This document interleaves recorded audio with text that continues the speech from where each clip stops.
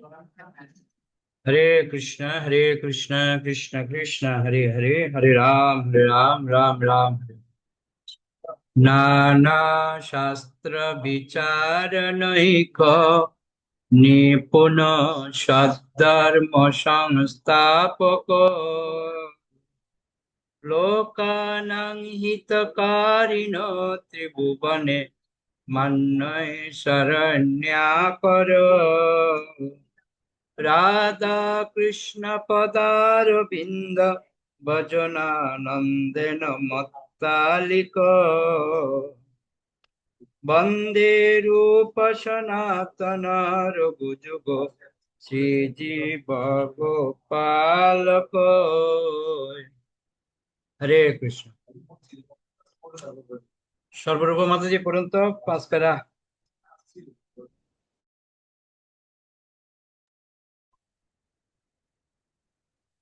হরে কৃষ্ণ প্রভু প্রণাম। প্রভু শক্য ভক্তির থেকে শক্য ভক্তি। হ্যাঁ হ্যাঁ হ্যাঁ, শোকভক্তি। হরে কৃষ্ণ প্রভু প্রণাম। ১৪ অধ্যায় শক্য ভক্তি। কোন ভক্ত যখন স্থায়ীভাবে ভগবত ভক্তিতে অধিষ্ঠিত হন এবং নানা প্রকার ভাবের লক্ষণের দ্বারা পরমেশ্বর ভগবানের সঙ্গে সখ্যভাবে সম্পর্কিত হন, তার সেই ভাবকে বলা হয় সখ্যরস। ভগবানের প্রতি এই সখ্যরসের উদ্দীপন হচ্ছেন স্বয়ং ভগবান। কেউ যখন জড়জগতের সমস্ত বন্ধন মুক্ত হয়ে পরমেশ্বর ভগবানের সঙ্গে তার নিত্য সম্পর্কের পূর্ণ প্রতিষ্ঠা করেন, তখন ভগবান নিজেই তার সেই প্রেম উদ্দীপ্ত করেন। বৃন্দাবনে ভগবানের নিত্য পার্শ্বদেরা সেই কথা এইভাবে বর্ণনা করেছেন। ইন্দ্রনীলমণির মতো যার অঙ্গকান্তি, কুন্দ ফুলের মতো যার হাস্য, শরতের সোনালী রঙের পাতার মতো যার রেশমি বসন, মালা ও ফুলের দ্বারা শোভিত যার বক্ষ এবং যিনি নিরন্তর মুরলী বাদন করেন, সেই অগারী শ্রীকৃষ্ণ নিরন্তর বৃন্দাবনে বিচরণ করতে করতে আমাদের হৃদয় আকর্ষণ করেছেন। বৃন্দাবনের বাইরেও সখ্যরসের এই ভাব ব্যক্ত হয়েছে। মহারাজ যুধিষ্ঠির প্রমুখ পাণ্ডুপুত্ররা যখন কুরুক্ষেত্রের রণাঙ্গনে শঙ্খ, চক্র, গদা ও পদ্মধারী শ্রীকৃষ্ণের চতুর্ভুজ রূপ দর্শন করেন, তখন তারা সম্পূর্ণভাবে আত্মবিস্মৃত হন এবং অমৃতময় আনন্দের সমুদ্রে নিমগ্ন হন। এর থেকে বোঝা যায় যে মহারাজ যুধিষ্ঠির, ভীম, অর্জুন, নকুল ও সহদেব পাণ্ডুর এই পুত্ররা সকলেই শ্রীকৃষ্ণের সঙ্গে সখ্যরসে যুক্ত ছিলেন। কখনো কখনো ভগবানের বিভিন্ন নাম, রূপ, সামগ্রী ও দিব্য গুণাবলী সখ্য প্রেম উদ্দীপ্ত করে।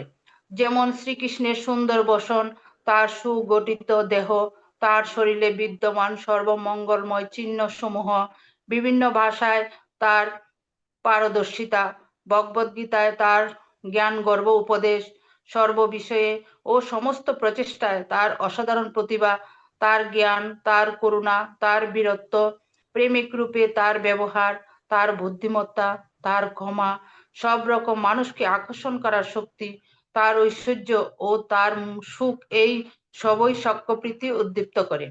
বৃন্দাবনে শ্রীকৃষ্ণের পার্শ্বদের দর্শন করে সখ্য প্রেমের উদ্দীপন হওয়াটা খুবই স্বাভাবিক। কেননা তাদের রূপ, তাদের গুণ ও তাদের বসন সবই শ্রীকৃষ্ণের মতো।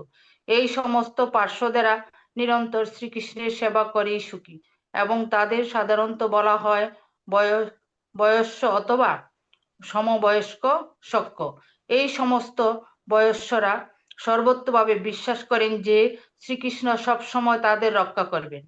ভগবত ভক্তরা কখনো কখনো প্রার্থনা করে বলেন, আমরা শ্রীকৃষ্ণের বয়স্যদের চরণে আমাদের সশ্রদ্ধ প্রণতি নিবেদন করি, যারা পূর্ণরূপে বিশ্বাস করেন যে শ্রীকৃষ্ণ তাদের সখা এবং তিনি তাদের রক্ষা করবেন।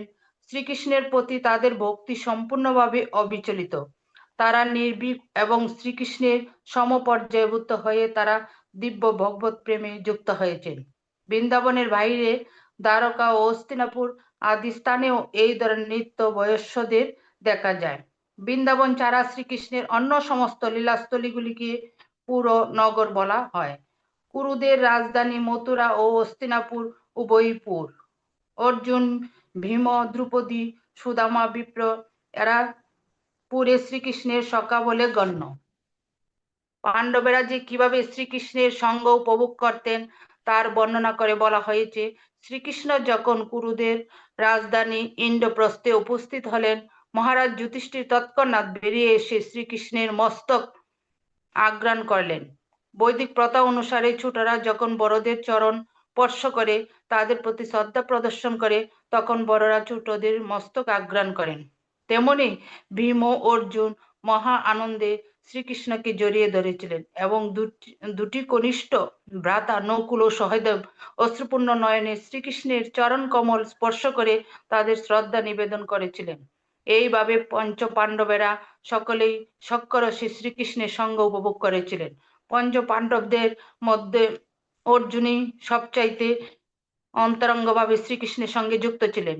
তিনি অতি সুন্দর গান্ডীব ধনুক তার অস্ত্রে ধারণ করেন। তার জঙ্ঘা দয় হাতির সুরের মতো এবং তার চক্ষুদয় সর্বদাই আরক্তিম। শ্রীকৃষ্ণ ও অর্জুন যখন একসঙ্গে রথে বিরাজমান ছিলেন, তখন তাদের সেই অতুলনীয় সৌন্দর্য সকলের নেত্রকে আনন্দ দান করছিল। কথিত আছে যে একসময় অর্জুন শ্রীকৃষ্ণের কোলে মাথা রেখে শুয়েছিলেন এবং শ্রীকৃষ্ণের সঙ্গে পরিহাস করে গভীর প্রশান্তিতে আশ্চর্যজল চিত্তে শ্রীকৃষ্ণের সঙ্গ সুখ উপভোগ করেছিলেন। বৃন্দাবনের বয়স্করা ওকে ওকে ওকে, খুব সুন্দর পয়েন্ট আমরা পেলাম এখানে। বিশেষ করে সূক্ষ্ম রসের কথা অর্জুনকেই বিশেষ করে টানা হচ্ছে এখানে ভগবানের সূক্ষ্ম রসের মধ্যে। তবে ভাগবতের যে একটা বিষয় আমরা পড়েছিলাম সেইটা আবার এখানে টেনেছে, কিন্তু কি সেটা কি বলতে পারেন? কোন জিনিসটা ভাগবত থেকে টেনে নিয়ে আসছে, কে বলতে পারেন? হরে কৃষ্ণ প্রভু। বলেন। আতুখানি গুলো ওই যে এই যে সক্ষরসের যেটা ওই যে যুধিষ্ঠির আর যে আলিঙ্গন করেছিল, যে তার নকুল আর সহদেব ছোট ছিল, কৃষ্ণের চরণে মানে শ্রদ্ধা, আমরা যে নমস্কার করি শ্রদ্ধা ভাবে, কারে কিভাবে নমস্কার করতে হবে সেটা এখানে তুলে ধরেছে। ওকে, সর্বরূপ মাতাজি।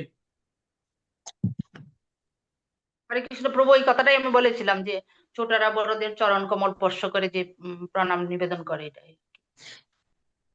ওকে, তো এটা হচ্ছে আমাদের সংস্কৃতি, যে চরণ স্পর্শ করে প্রণাম করা, এটা হচ্ছে আমাদের সংস্কৃতি। সেটা বরঞ্চ আমাদেরকে দেখতে পাই আমরা, আমাদের যে পূর্বতন যারা ছিল তারা এটা করে দেখিয়েছে, তাই না? বিশেষ করে কৃষ্ণ স্বয়ং, আমরা ভাগবত প্রথম স্কন্ধ যখন পড়েছিলাম তখন আমরা দেখেছি কৃষ্ণ স্বয়ং কার চরণ ধরেছিল, চরণ ধরে প্রণাম করেছিল। কি বলতে পারেন? কৃষ্ণপ্রভু প্রণাম যুধিষ্ঠিরকে। যুধিষ্ঠিরকে। তাহলে ভগবান স্বয়ং যুধিষ্ঠিরের চরণ ধরে প্রণাম করছে, তার মানে কি বুঝায় এখানে? যে শ্রদ্ধা সম্মান প্রদর্শন করা, এটাই আমাদের জন্য শিক্ষণীয় বিষয়। ভগবান হওয়া সত্ত্বেও যেহেতু যুধিষ্ঠির মহারাজ কৃষ্ণ থেকে বড়, সেটাই উনি প্রমাণ করে দেখাবেন। এখানেও আরেকটা জিনিস আমাদেরকে তুলে ধরেছেন, যেহেতু ছোট, নকুল সহদেব কত ছোট, ওই জন্য তারও শ্রীকৃষ্ণের চরণ কমল স্পর্শ করে কি করলেন, শ্রদ্ধা নিবেদন করেছেন। এটা হচ্ছে আমাদের জন্য একটু বড় শিক্ষণীয় পয়েন্ট, পার্সোনাল অ্যাপ্লিকেশন। এটা আমাদের পার্সোনাল এবং প্রিচিং দুটোই প্রচারও করতে হবে আমাদেরকে। এটা এখনকার দিনে আমাদের এই সংস্কৃতি কিন্তু উঠে যাচ্ছে। বড়রা ছোটরা আহ যদি পায়ে লেগে যায় তার প্রণাম করছে না, কিন্তু শ্রদ্ধা সহকারে যেটা ওটা আর করছে না। আস্তে আস্তে এটা কমে যাচ্ছে, কিন্তু শাস্ত্র আমাদেরকে কিন্তু শিখাচ্ছে কমানো উচিত নয়, বরং বাড়াতে হবে। এই শিক্ষাটা আমাদের প্রদান করছে কেন, ওই জন্য এটা আমাদের জন্য খুব গুরুত্বপূর্ণ একটা পয়েন্ট। ওকে, সুনির্মলা মাতা, যে পরেরটা পড়ুন তো। হরে কৃষ্ণ প্রভু প্রণাম। বৃন্দাবনের বয়স্যরা এক পলকের জন্য শ্রীকৃষ্ণের অদর্শন হলে অত্যন্ত বিচলিত হয়ে পড়েন। বৃন্দাবনের বয়স্যদের উদ্দেশ্যে প্রার্থনা করে এক ভক্ত বলেছেন, শ্রীকৃষ্ণের সমস্ত বয়স্যদের জয় হোক, যাদের বয়স, গুণাবলী, লীলা, বসন ও সৌন্দর্য ঠিক শ্রীকৃষ্ণেরই মতো। তারা তাল পাতার বাঁশি বাজান এবং তাদের সকলেরই শ্রীকৃষ্ণের মতো ইন্দ্রনীল মণি, প্রবাল ও স্বর্ণের দ্বারা অলঙ্কৃত শৃঙ্গা রয়েছে। তারা সকলেই শ্রীকৃষ্ণের মতো আনন্দ উজ্জ্বল। শ্রীকৃষ্ণের এই মহান সমস্ত পার্শ্বদেরা নিরন্তর আমাদের রক্ষা করুন। বৃন্দাবনের বয়স্যদের সঙ্গে শ্রীকৃষ্ণের সখ্য এত অন্তরঙ্গ যে তারা কখনো কখনো নিজেদের শ্রীকৃষ্ণের সমান বলে মনে করেন। এই ধরনের সখ্য ভাবের একটি উদাহরণ হচ্ছে, শ্রীকৃষ্ণ যখন তার বাম হাতে গিরি গোবর্ধন তুলে ধরেছিলেন, তখন তার বয়স্যরা বলতে থাকেন, হে সখে, কোনো রকম বিশ্রাম ছাড়াই তুমি গত 7 দিন ও 7 রাত ধরে দাঁড়িয়ে রয়েছ। তোমাকে এইভাবে কঠোর পরিশ্রম করতে দেখে আমরা অত্যন্ত ব্যথিত হচ্ছি। তাই আমাদের মনে হয় আর এইভাবে এই পর্বত ধারণ করে তোমার দাঁড়িয়ে থাকা উচিত নয়। তুমি এখন তা শ্রীদামের হাতে দিয়ে দিতে পারো। তোমাকে এই অবস্থায় দেখে আমরা অত্যন্ত মর্মাহত হচ্ছি। তুমি যদি মনে করো যে শ্রীদাম গিরি পর্বত ধারণ করতে সক্ষম হবে না, তাহলে অন্তত তুমি সেই পর্বতটিকে তোমার বাম হাত থেকে ডান হাতে স্থানান্তরিত করো, যাতে আমরা তোমার বাম হাতটিকে মালিশ করে দিতে পারি। বয়স্যরা যে কিভাবে তাদের শ্রীকৃষ্ণের সমান বলে মনে করতেন, এটি সেই অন্তরঙ্গ ভাবের একটি দৃষ্টান্ত। শ্রীমদ্ ভাগবতের 10ম স্কন্ধে 12 অধ্যায় 11 নম্বর শ্লোকে সুখদেব গোস্বামী পরীক্ষিত মহারাজকে বলেছেন, হে রাজন, তত্ত্বদ্রষ্টা পরমার্থবাদীদের কাছে শ্রীকৃষ্ণ হচ্ছেন পরমেশ্বর ভগবান, নির্বিশেষবাদীদের কাছে তিনি হচ্ছেন ব্রহ্মসুখ, ভক্তদের কাছে তিনি হচ্ছেন পরমারাধ্য পরম প্রভু, আর মায়াবদ্ধ জীবের কাছে তিনি হচ্ছেন একজন সাধারণ মানব শিশু। এই সমস্ত গোপ বালকেরা সেই পরমেশ্বর ভগবানের সমপর্যায়ভুক্ত হয়ে তার সঙ্গে খেলা করেছেন। তার থেকে সহজেই বোঝা যায় যে এই সমস্ত বালকেরা তাদের পূর্বজন্মে কত পুণ্যরাশি সঞ্চয় করেছেন, যার ফলে আজ তারা পরমেশ্বর ভগবানের অন্তরঙ্গ সখারূপে খেলা করছেন। বৃন্দাবনে তার বয়স্যদের প্রতি শ্রীকৃষ্ণের মনোভাব আমরা একটি বর্ণনার মাধ্যমে জানতে পারি। তিনি এক সময় বলরামকে বলেন, হে প্রিয় ভ্রাত, অঘাসুর যখন আমার সখাদের গ্রাস করেছিল, তখন আমার চোখ দিয়ে উষ্ণ অশ্রুধারা ঝরে পড়ছিল। সেই অশ্রুধারা যখন আমার দুগাল ভাসিয়ে দিচ্ছিল, হে প্রিয় শ্রেষ্ঠ ভ্রাত, তখন ক্ষণিকের জন্য আমি সম্পূর্ণভাবে আত্মহারা হয়ে পড়েছিলাম। গোকুলে শ্রীকৃষ্ণের বয়স্যদের সাধারণত 4টি ভাগে ভাগ করা যায়: সুহৃদ, সখা, প্রিয় সখা, প্রিয় নর্ম সখা। শ্রীকৃষ্ণের সুহৃদেরা তার থেকে বয়সে একটু বড় এবং তার প্রতি তাদের ভাব কিছু মাত্রায় বাৎসল্য স্নেহযুক্ত। শ্রীকৃষ্ণের থেকে বয়সে একটু বড় হওয়ার ফলে তারা সর্বদাই সব রকম বিপদ থেকে শ্রীকৃষ্ণকে রক্ষা করার চেষ্টা করেন। তাই তারা কখনো কখনো অস্ত্র ধারণ করে থাকেন, যাতে কেউ শ্রীকৃষ্ণের কোনো অনিষ্ট করতে এলে তাদের দণ্ড দিতে পারেন। সুহৃদগণের মধ্যে ছিলেন সুভদ্র, মণ্ডলীভদ্র, ভদ্রবর্ধন, গোভট, যক্ষ, ইন্দ্রভট, ভদ্রাঙ্গ, বীরভদ্র, মহাগুণ, বিজয় ও বলভদ্র। এরা সকলেই শ্রীকৃষ্ণের থেকে বড় এবং সর্বদাই তার হিত চিন্তা করেন। একজন বয়স্ক সখা বলেছিল, হে মণ্ডলীভদ্র, তুমি কেন এইভাবে তলোয়ার ঘুরাচ্ছ? তোমাকে দেখে মনে হচ্ছে তুমি যেন অরিষ্টাসুরকে বধ করতে যাচ্ছ। হে বলদেব, তুমি কেন অনর্থক এই ভারী হালটি বহন করছো? হে বিজয়, অনর্থক বিচলিত হইও না। হে ভদ্রবর্ধন, এইভাবে গর্জন করার কোনো প্রয়োজন নেই। তোমরা সকলে যদি একটু ভালোভাবে দেখো, তাহলে দেখবে যে সেটি বৃষরূপী অরিষ্টাসুর নয়, সেটি গোবর্ধন পর্বতের উপর একটি কালো মেঘ মাত্র।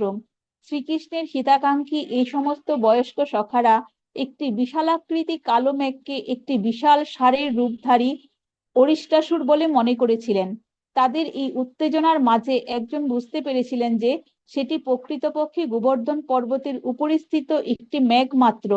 তাই তিনি অন্য সকলকে বলেছিলেন শ্রীকৃষ্ণের বিপদ আশঙ্কা করে দুশ্চিন্তাগ্রস্ত না হতে, কেননা অরিষ্টাসুরের ভয়ে ভীত হওয়ার কোনো কারণ ছিল না। সুহৃদ সখাদের মধ্যে মণ্ডলীভদ্র ও বলভদ্র হচ্ছেন প্রধান। মণ্ডলীভদ্রের বর্ণনা করে বলা হয়েছে, তার অঙ্গ কান্তি পীতবর্ণ এবং তার বেশ অত্যন্ত আকর্ষণীয়। তার হাতে সবসময় একটি বিভিন্ন রঙে রঞ্জিত যষ্টি শোভা পায়। তিনি তার মস্তকে শিখিপুচ্ছ ধারণ করেন এবং তার রূপ সর্বদাই অত্যন্ত মনোহর। নিম্নোক্ত বর্ণনাটিতে মণ্ডলী ভদ্রের মনোভাবের পরিচয় পাওয়া যায় যে, হে সখে, গোচারণে সারাদিন গাভীদের তত্ত্বাবধান করে এবং বনে বনে ঘুরে বেড়ানোর ফলে আমাদের প্রিয় কৃষ্ণ এখন অত্যন্ত ক্লান্ত হয়ে পড়েছে। আমি দেখতে পাচ্ছি যে সে খুব অবসন্ন হয়ে পড়েছে।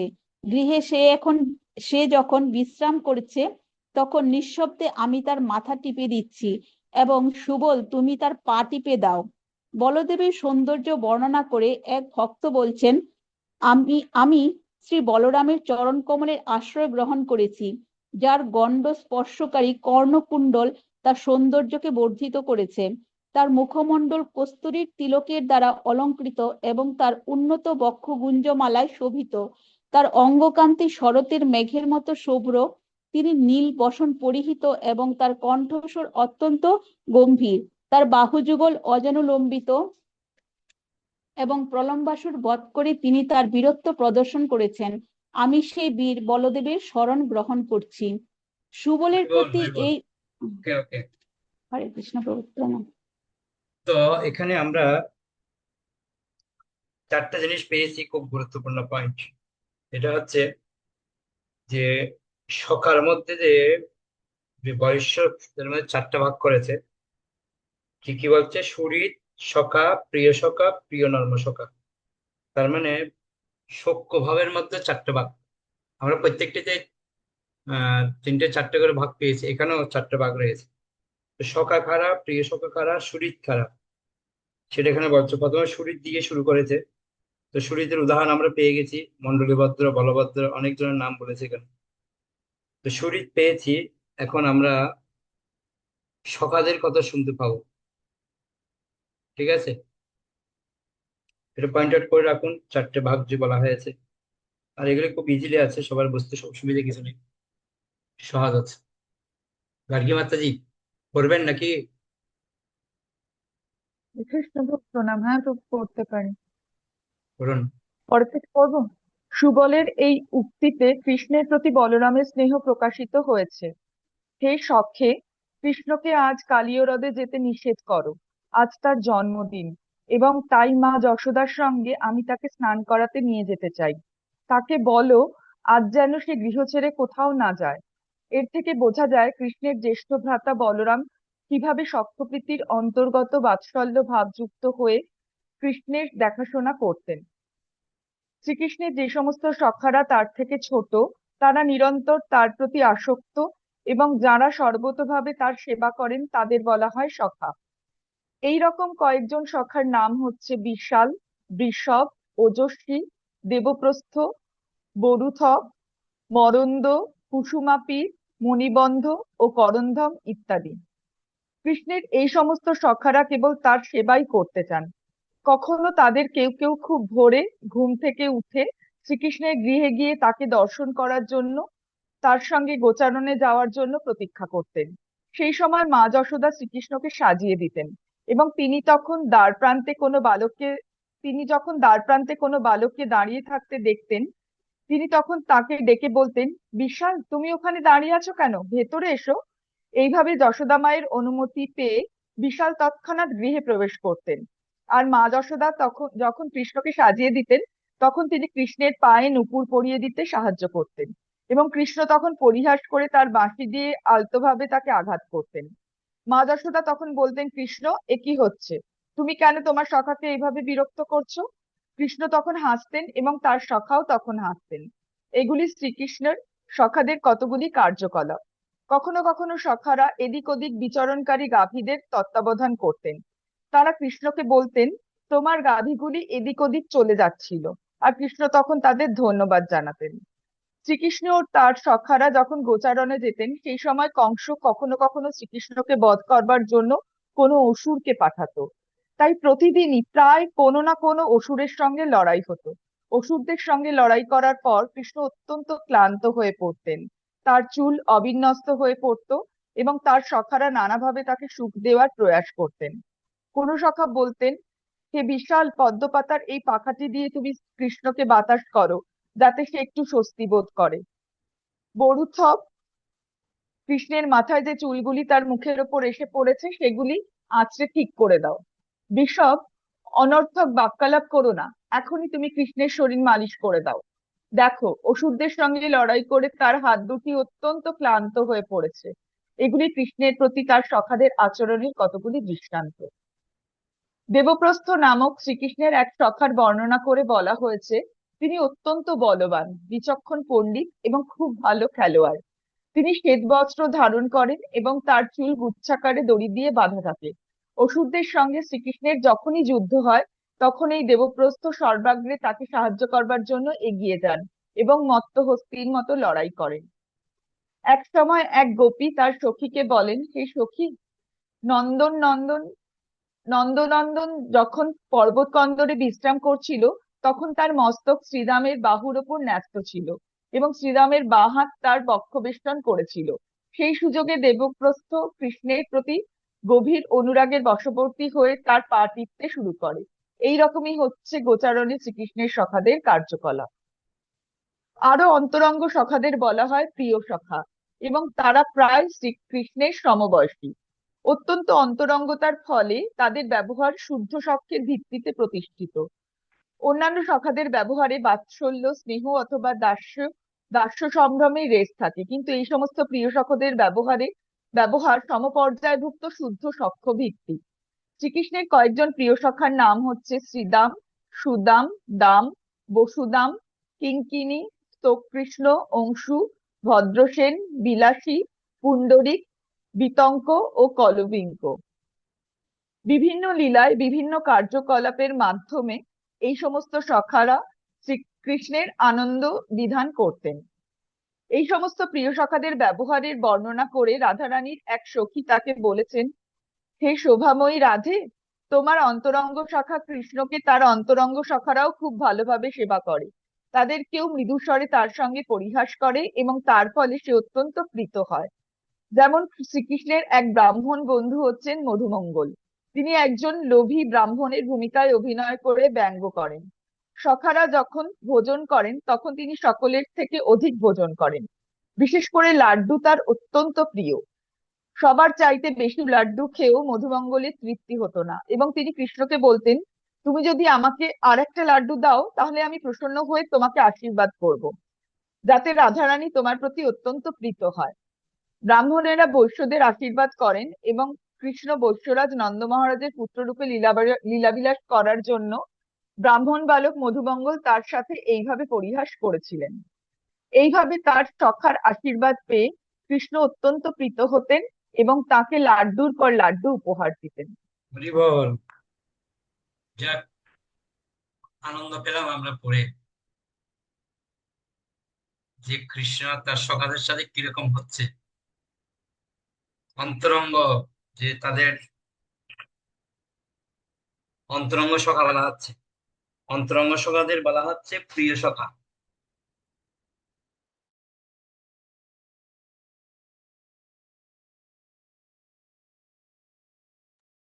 তো বলা হচ্ছে এই যে সখা, প্রথমে সুরি, তারপর সখা, এবার প্রিয় সখা।